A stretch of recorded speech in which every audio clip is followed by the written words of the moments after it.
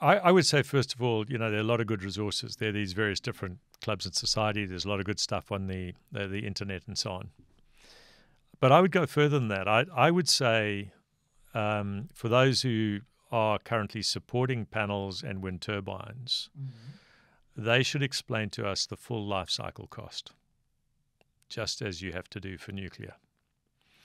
So don't tell me that there is a decommissioning provision for turbine blades in regional and rural Australia.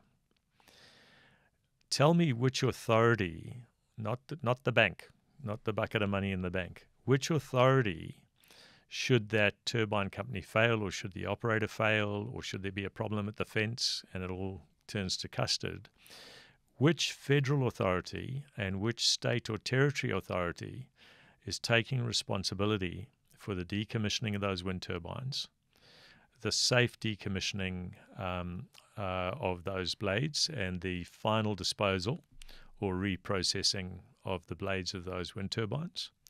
Who is going to look after every single piece of that tower?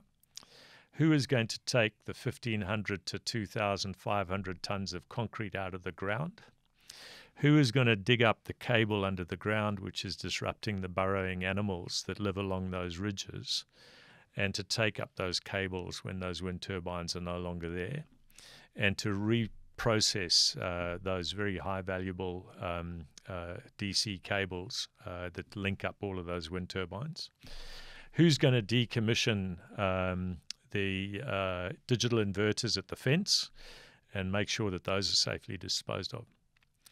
You see, it's really important that we have a value system that is life cycle based for all our sources of energy. We are going to decommission the coal plants. Some provision is made for decommissioning those coal plants.